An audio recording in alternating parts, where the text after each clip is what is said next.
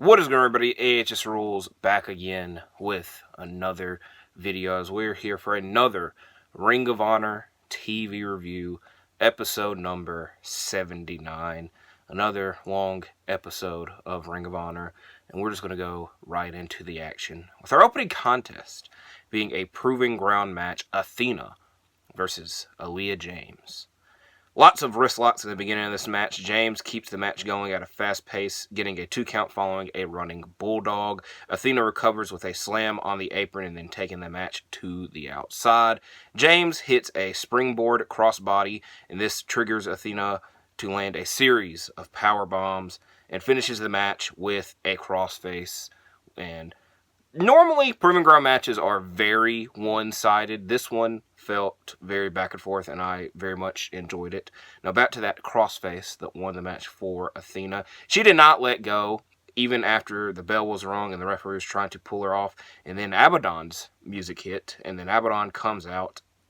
And Athena, a bit concerned about this, does not run off, but instead hits Abaddon with a forearm, and it does not phase Abaddon. And then Athena runs out of the ring, and what does phase Abaddon is Billy Starks hitting Abaddon in the face with the women's title. And Athena does not know that it was Billy that did this, and she thought it was Lexi Nair who was also there, and she thanks Lexi Nair for doing this. So, teasing that Billy Starks is not happy with her role with MIT, but all in all, I very much enjoyed this opening match. As now, if you watched last week's Ring of Honor review, TV review, or even episode, I guess I could say, I was talking about how the infantry, this is such a random thing, but it very much was highlighted again this week/weekend. But last week, the infantry were wearing X-Men inspired gear, and Brian Cage, a majority of the time, is always wearing X-Men, mainly Wolverine inspired gear. And at All In, on the kickoff 0-hour pre-show, the team of Katsuyori Shibata, the Von Erichs, Dustin Rhodes, and Sammy Guevara defeated the Cage of Agony and Undisputed Kingdom. Now, they showed highlights of this match. I told you the result of the match. The main thing that I took from this is that Brian Cage was wearing another Wolverine-inspired outfit, and a opponent on the opposing side, Sammy Guevara, was wearing a very identical Wolverine-inspired attire, and they even, Cage said, "Why the hell are you doing this?" And then to put the cherry on top, Dustin Rhodes was wearing a Deadpool. So Dustin Rhodes, our ROH Tag Champions, were Wolverine and Deadpool, and cosplaying, I guess I should say. And it's very funny that a week after I said this on the ROH review, it happened again on a way bigger stage. But I just wanted to mention the match at All In. Next matchup on this episode of ROH was Sydney Akeem versus Johnny TV. Sydney Akeem, formerly known as Reginald or The Scripts in WWE, making his ROH debut. Akeem hits a dive to the outside, but is unable to hit one inside of the ring. We get lots of kissing from Johnny TV and Taya Valkyrie. And then Johnny hits a springboard kick and Shining Wizard, and he attempts to hit the Starship Pain, but Akeem moves out of the way, and Johnny lands on the top of his head. Very scary. But the match quickly goes on with Johnny eventually hitting a low blow that the referee did not see and winning the match with a Starship Pain. Next, we get... Alright, let me see. I'll wait one moment. But Lance Archer versus Ozzy. I don't know how you spell Ozzy. I don't know if Ozzy has a last name, because Lance Archer drug his opponent out to the ring, and it was only noted by commentary that his name was Ozzy. But Archer dominated this matchup, winning with a blackout. As we get a backstage promo from Shane Taylor Promotions, Shane Taylor and Lee Mortiaty, who appreciate the call-out that Angelico issued last week and run down Angelico's resume. And Mortiaty is so impressed by this that he accepts Angelico's challenge. So I would guess you could say impromptu main event, because our main event for tonight's episode was then announced, that being a pure title match between Lee Mortiaty and Angelico. As now we get to my personal main event matchup. Rachael Ellering versus Mina Shirakawa. Back and forth contest with lots of forearms throughout the match. Ellering hits an Alabama slam for a 2 count. Mina has a roll-up that is a close 2 count. Mina hits a springboard knee and frog splash for a 2 count, and then Mina attempts to hit another roll-up, but it does not do anything. Well, one last roll-up attempt is good enough for a 3 count and a win by Mina Shirakawa. But the celebration does not last long as Taya Valkyrie comes out and attacks both and stands over Mina. Now, this happened last week, and I highlighted it last week. We just got like an hour worth of squash matches, and it really drug the episode down. I kind of understand doing squash matches because it's elevating the talent that you're wanting to put over and giving someone who's not necessarily most of the time on the roster a chance to shine, but it just, a lot of times, is not that interesting and extremely predictable. And this next hour or so of matches fits that criteria, so I apologize somewhat in advance. But the first of these matchups, one last thing. Talk about All In. For the past year, we've gotten All In promotions for All In 2024. The event is over and done with. Very enjoyable event. Now, All In 2025 has been announced. They've announced several other events already for 2025. A Grand Slam in Australia, Forbidden Door in London. Now, the main reason I am saying this is because on AEW TV, they promote them, but they don't really have full-fledged commercials. With ROH, they have full-fledged commercials that I am going to have to see almost, at least with All In for the next year. Forbidden Door and Grand Slam, not really, but the only reason I'm highlighting this is because I hate seeing the same thing over and over again. And I know that by the time I can skip them, it just it's not really worth it. But and if you watch the episodes, have that to look forward to for the next year. Top Flight and Action Andretti take on Ace of Space Academy. LSG and Andretti start the match off with Andretti being quickly trapped in his opponent's corner, even though he eventually is able to get to tag to his tag partner Dante, who wins the match for his trio after landing an elevated foot stomp.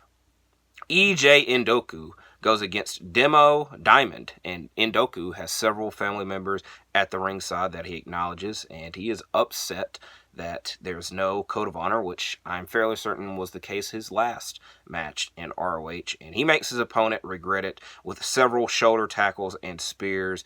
A spinebuster and an Exodus ends the bout with Ndoku winning.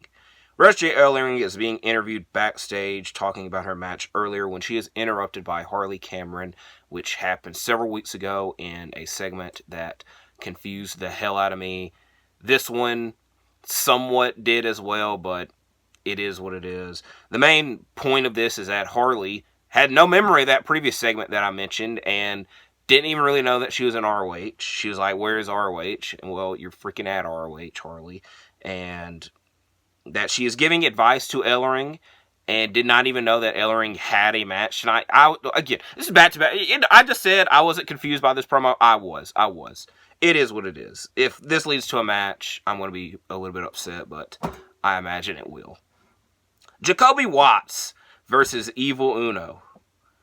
Uno is invited to join Jacoby Watts, which I'm guessing that Jacoby Watts runs a cult, because Evil Uno rejects this, saying that he only has enough time to be in one cult, and makes Watts regret inviting them because this was a dominant performance by Uno, who wins with a very nice pile driver. Josh Woods versus Barrett Brown. Woods takes the match to the ground early, but this strategy and the match itself does not last long, with Woods winning with a running knee and a reverse Alabama slam, and he sits on his opponent's chest for the pinfall. Layla Gray versus Promise Braxton. Fast from the start, Gray hits a nice neck breaker for a 2 count and hits an Angel's Wings to win the match, and I misspelled Angels, putting the E before the L. Wait. Yeah, I put the E before the L. I misspelled it. It is what it is. I'll let y'all know that. Next matchup, Blake Christian versus Rosario Grillo.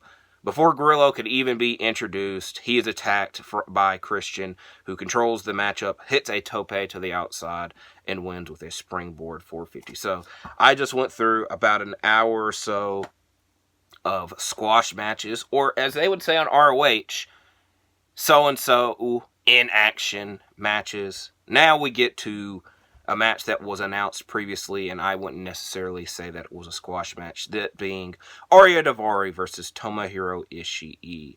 Ishii is not impressed with Daivari's chops early on and has to hit his own chops and forearms, and even does this on the outside, but the last chop that he tries to hit on him, he ends up hitting the ring post and damaging his hand, almost said head. Ishii hits a body drop that gets a 2 count as Mark Sterling tries to get involved and distract Ishii, but he accidentally distracts Daivari, who accidentally hits him, and Ishii wins the match with a big lariat. As now we get to our big matchup of the week, the main event for the Pure Championship, Lee Mortiaty versus Angelico. Jerry Lynn, Paul White, and Christopher Daniels are the judges for this match. Lots of wrist control from both early on, starting this match, as I have to change the page. Mortiaty escapes out of a wrist lock that he does by grabbing the rope using his first rope break attempt. Mortiaty applies a Border City stretch, which uses Angelico's first rope break and damages his shoulder, which plays for the rest of the matchup. Mortiaty's second rope break is used after he is in an ankle lock by Angelico. I won't watch you go. This was a good match. A lot of the same thing.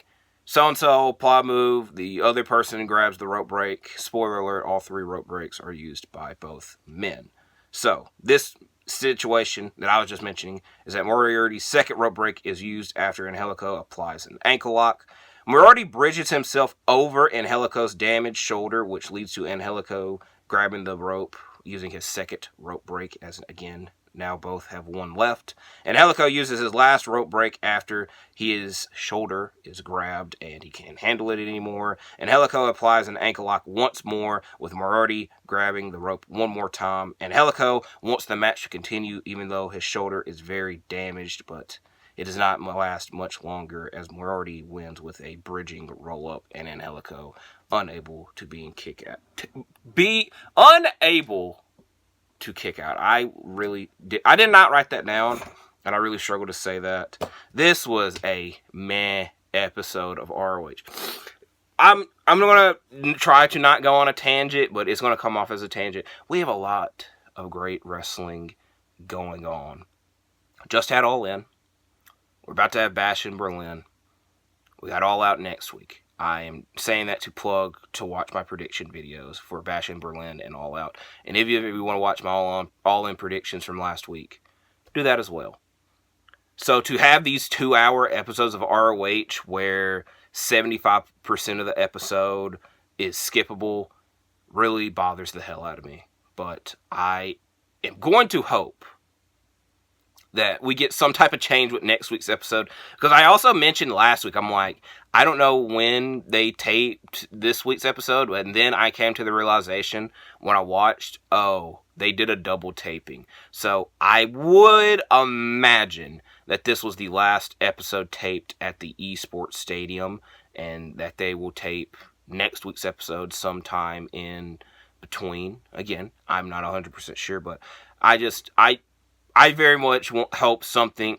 The whole show is interesting instead of like 25%. So we'll see what happens in that 80th episode of ROH next week. So watch next week's ROH review. You can even rewatch this week's ROH review. All in predictions. You want to watch it? It's a week old. The show's already happened. I meant to say All Out predictions will be next week. Bash in Berlin. I need to wrap the video up. I'm extremely tired and thirsty. Bash in Berlin predictions are already up. So hopefully you enjoy your weekend. You don't stumble over your words like I have been for the last 5 minutes. Thank you for watching this. Like and subscribe, and I'll see you in the next one.